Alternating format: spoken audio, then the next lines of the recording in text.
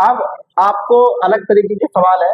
इस सवाल में ऐसा बोला जाएगा कि कोई व्यक्ति है या कोई ट्रेन है, कोई कार है, तो मिलने के पश्चात जैसे कोई दूरी है बेटा, एक व्यक्ति ए बिंदु से चलता है, एक व्यक्ति बी बिंदु से चलता है।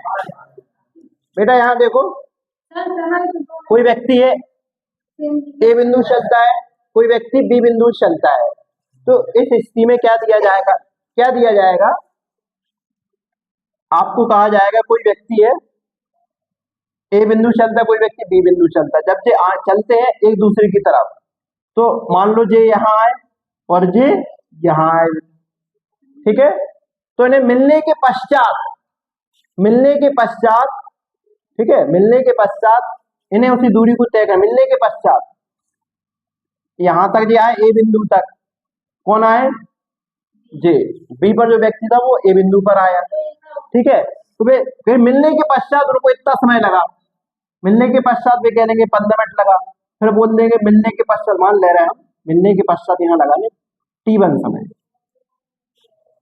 इसको लगा T1 समय, किसको? बी को।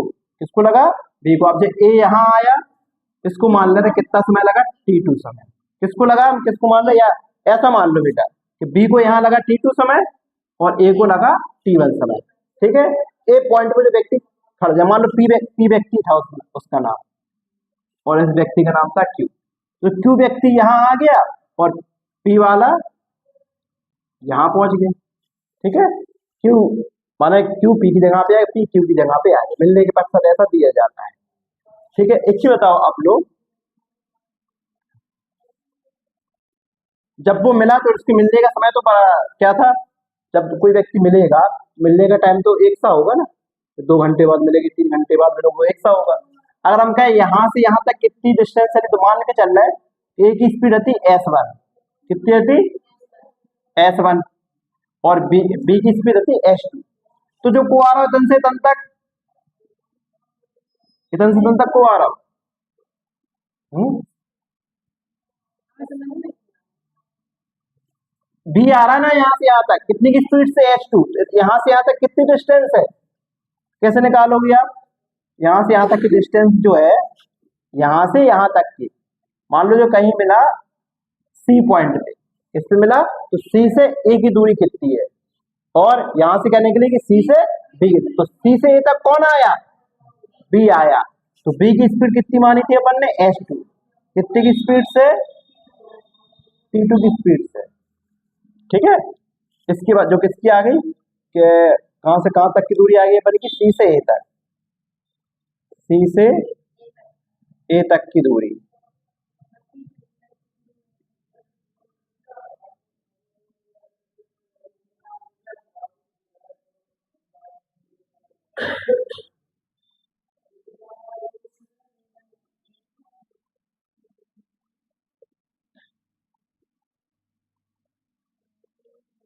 ठीक है।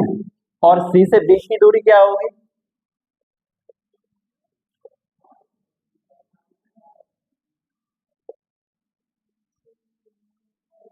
S1 T1, ठीक है बेटा।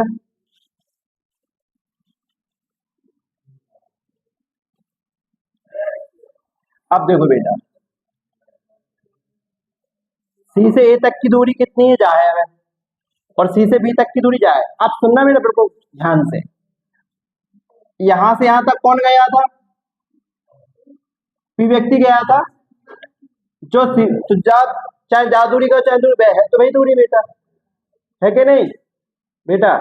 अगर अपन देखो जाए सी से अपनी जा दूरी आई, ठीक है, जा वाली सी जा दूरी है, तो जाए से हटा दे रहे हैं, ठीक है, यहां से हम हटा दे रहे हैं। जब बेटा जो दोनों जने मिले, तो उन्हें जो मिलने का टाइम था वो तो बराबर था, ठीक है। जो कहा मिलने के बाद की दूरी है बेटा, मिलने के बाद की दूरी, जैसे यहाँ पर क्यू यहाँ पर मिला था, तो क्यू यहाँ से यहाँ तक गया बी बिंदु से, ठीक है, और पी यहाँ पर, तो पी यहाँ से यहाँ तक गया, तो हमने यहाँ से यहाँ तक किसकी दूरी निकाली? क्यू ने कितनी चली, ये तो निकाली ना अपन ने। और यहाँ जब सी से बी तक की दूरी निकाली, जो कौन की दूरी है? सी से ए तक की, सी से ए तक कौन आया? क्यू आया बेटा, कौन आया? क्यू व्यक्ति आया, कौन आया? क्यू व्यक्ति आया यहाँ पर, ठीक है। तो आपको ध्यान रखना है जे है क्यू व्यक्ति और जे है पी व्यक्ति की दूरी। ठीक है, अब देखो बेटा आपको क्या करना है। अब देखो सी से ए तक की दूरी क्या है, अगर अपन जा हिसाब से देखें,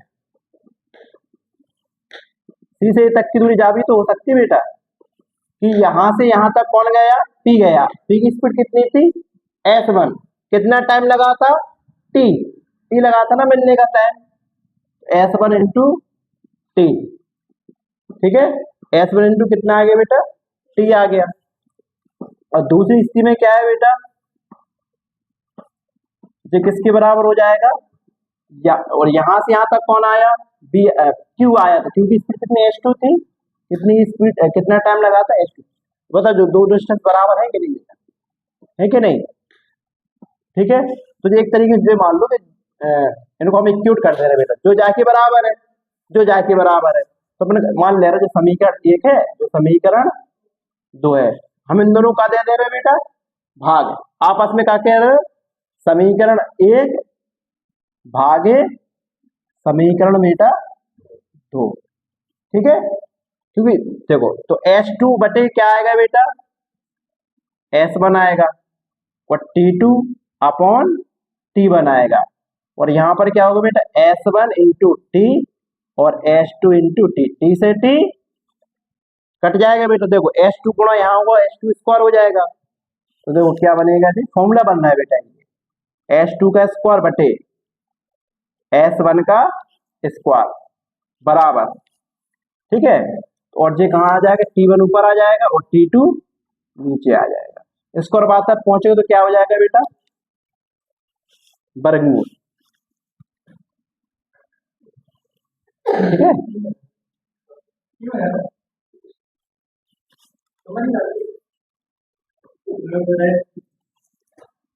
अंडर रूट T1 बटे T2। तो आपने क्या देखा, सॉरी S2,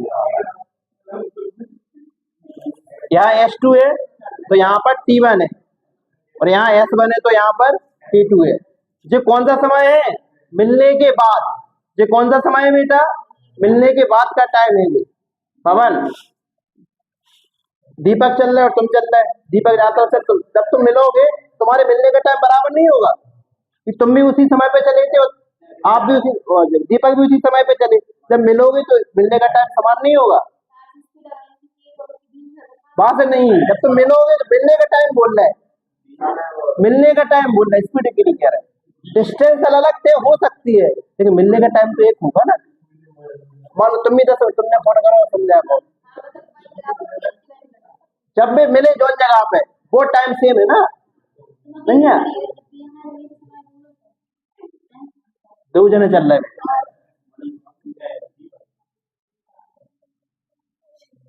अब जरूरी नहीं है उनने चली कि नहीं चली, मिले तो थोड़े बहुत चले तो क्या बेटा, समझ गए ना। तो आप लोग इस फॉर्मूले को लिख लीजिए।